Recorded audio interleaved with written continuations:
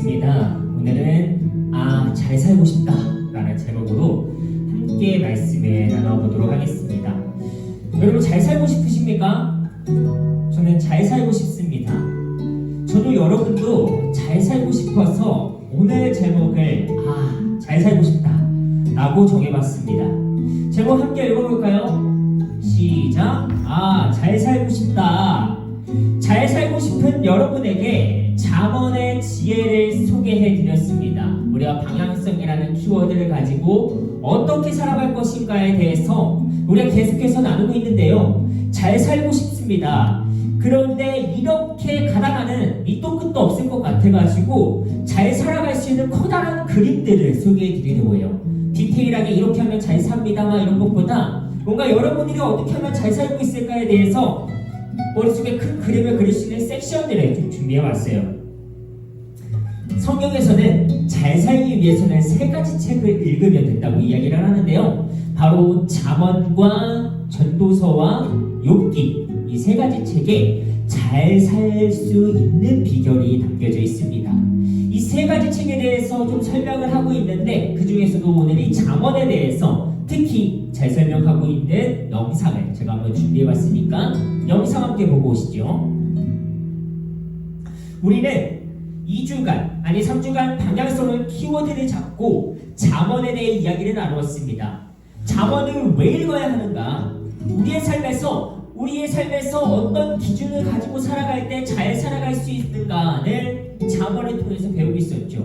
지난주에는 어리숙한 사람, 비웃는 사람, 미련한 사람 이렇게 세 가지 부류에 담지 말아야 할 기준을 살펴봤었는데요. 오늘은 아굴이라는 사람을 여러분께 소개를 시켜드리려고 해요. 이 아굴이라는 사람을 통해 잘 사는 것이란 무엇인가에 대해서 함께 또한 생각해 보도록 하겠습니다. 아굴이라는 사람이 있어요. 이 사람은 성경에서 이 잠언에서 가지고 있는 좀 특별한 사람이에요. 왜 특별하냐면요, 잠언이 지혜로운 사람들이 자신이 사랑하는 사람들에게 잘 살았으면 하는 그러한 비결을 이야기해주는 교훈과도 같은 책이라고 이야기를 해줬어요. 근데 이 잠언에서 아굴은 유일하게 누군가한테 해주는 이야기가 아니라 자기 자신한테 하는 이야기를 해요. 잘 살았으면 좋겠는 게 아니라 사랑하는 사람들이 잘 살았으면 좋겠는 것이 아니라 내가 잘 살고 싶다라는 거예요. 잘 살고 싶다 라는 이야기인 것이죠.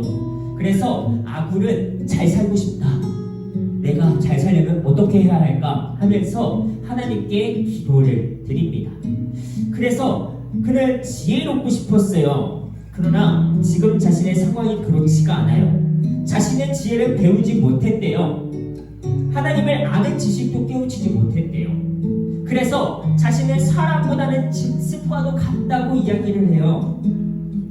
사람은 생각하며 경험하며 학습하는 동물입니다. 동의하십니까?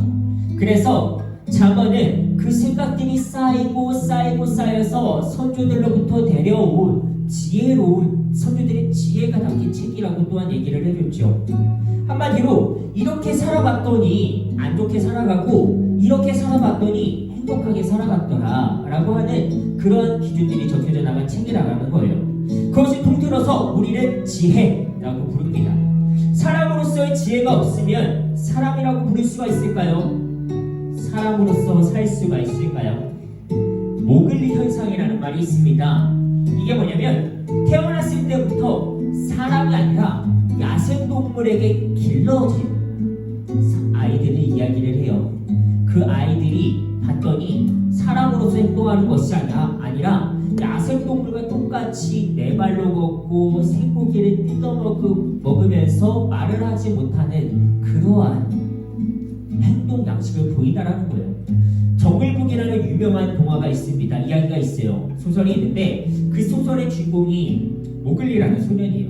모글리 소년은 야생늑대에게 길러진 그러한 야생 소년이었습니다. 그 소년이 이름이 모글리였거든요. 그래서 야생동물에게 길러진 아이들을 통틀어서 모글리 현상이라고 이야기를 합니다. 제가 이렇게 구구절절 이야기를 하는 것보다 영상을 보고 오는 게 빠른 것 같아요. 그래서 영상을 한번 보고 오도록 하겠습니다.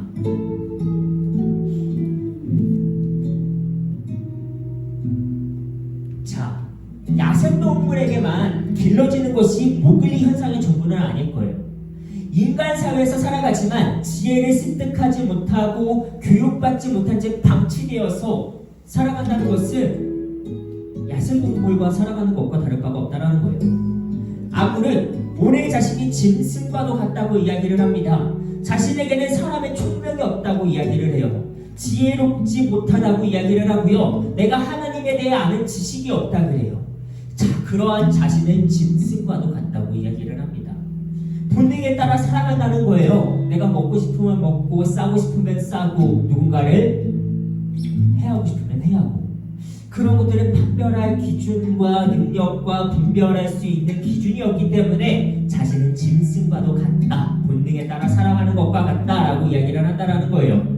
직접적으로 야생에서 길러지진 않았지만 하나님의 창조 목적에 따라서 살아가지 못하고 하나님을 닮아가는 삶을 살아가지 못하는 것을 오늘 아굴은 짐승과도 같은 삶이다 라고 이야기를 하고 있는 거예요.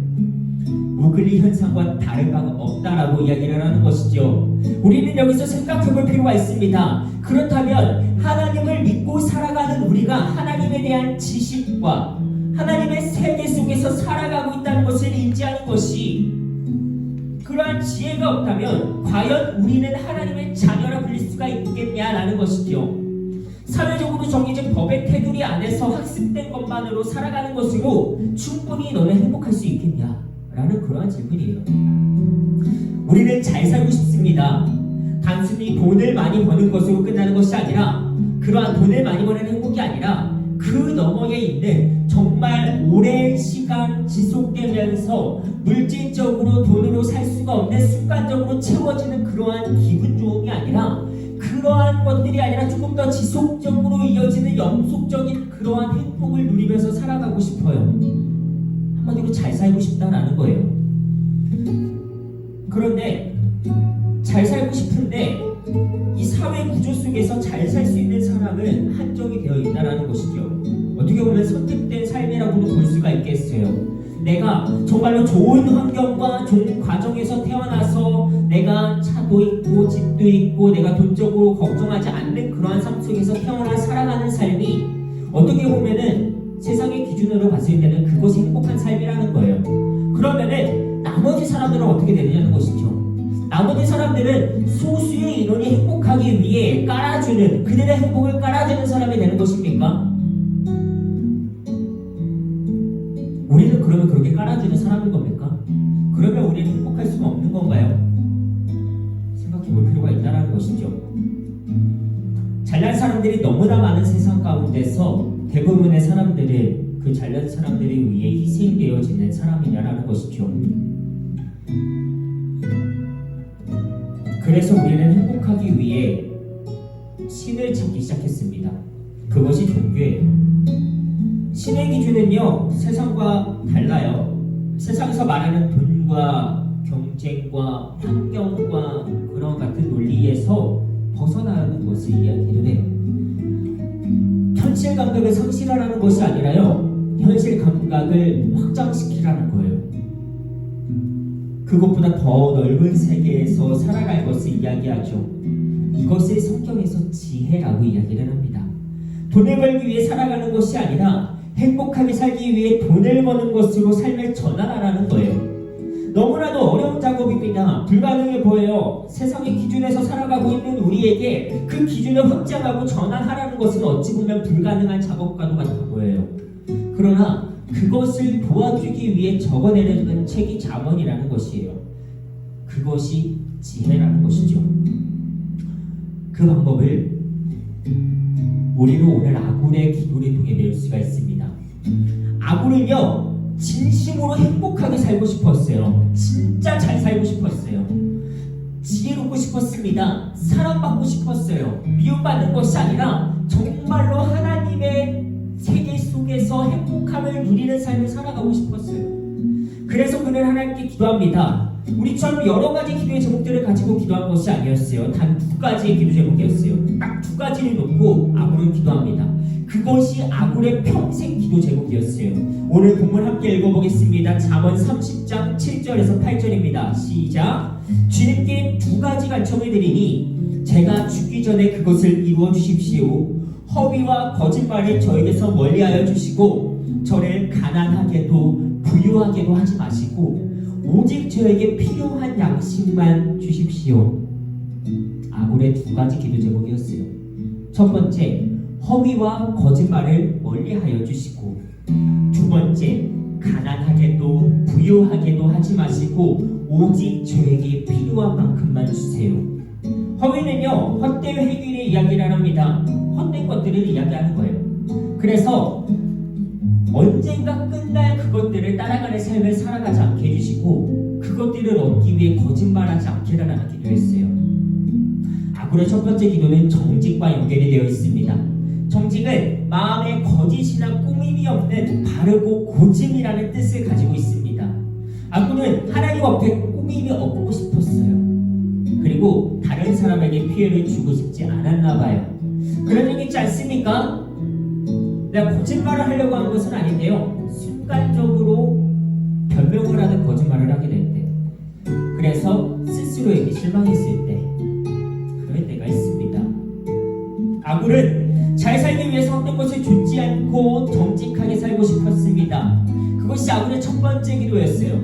아굴의 두 번째 기도는 물질과 관련된 기도였습니다. 아굴도 이 정해진 삶의 세계의 테두리 안에서 살아가다 보니까 물질이라는 것은 벗어날 수 없는 삶이었어요. 지난주 나눴던 분은 기억하십니까? 돈이 없으면 행복한가? 돈이 많으면 행복한가? 라는 질문 기억하세요? 돈 리꼴 행복인가? 어려운 말로 이 스털린의 역설 혹시 기억하십니까? 기본적인 의식주가 해결되기 전까지는 인간의 행복은 돈에 의해서 절대적으로 좌지우지된다, 영향을 받는다. 그러나 기본적인 의식주가 해결된 이상 돈은, 물질은 나의 행복에 직접적이고 결정적인 영향을 끼치지는 않는다 라는 것이었어요. 아굴의 두 번째 기도가 이와 같습니다. 가난하게도 마시고 부유하게도 하지 마십시오. 기본적인 의식주가 해결이 된 상태라는 거예요. 그리고 이어서 기도하죠. 부유하게 마시고 오직 저에게 필요한 만큼만 주세요. 돈을 추구하는 삶을 살아가면 탐욕이라는 것을 쫓게 됩니다. 가져도 계속해서 가지고 싶어요.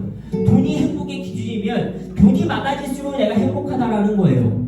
그러면은 나의 삶은, 나의 인생은 어떤 삶이냐면 돈을 쫓을 수밖에 없는 삶이라는 거예요.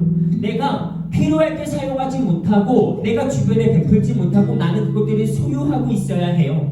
어떻게 사용할지를 모른다는 것이죠. 그런 소유하는 삶이 과연 행복된 삶인가? 라는 것이죠. 아굴은 자신에게 그 정도는 필요가 없고 내가 살아가면서 필요할 때, 필요한 것에 필요할 때 그 정도만큼만 달라고 기도합니다. 아굴이 이렇게 기도한 목적이 9절에 나와요. 여러분 정말 중요합니다. 함께 읽어보실까요? 제가 배가 불러서 주님을 부인하면서 주가 누구냐고 말하지 않게 하시고 제가 가난해서 도둑질을 하거나 하나님의 이름을 욕되게 하거나 하지 않도록 하여 주십시오. 아굴은 두려웠습니다. 자신이 배가 불러서 주님을 멀리할까? 혹은 자신이 가난해서 도둑질을 하거나 하나님의 이름에 먹칠을 할까 말입니다. 결국 아굴 인생의 방향성은 하나님을 향해 있었다라는 거예요. 아굴은 그렇게 사는 인생이 잘 사는 인생이라고 생각했습니다. 행복한 삶이 여기서 난다고 생각을 했어요. 하나님과 함께 살아가는 삶이었던 것이죠.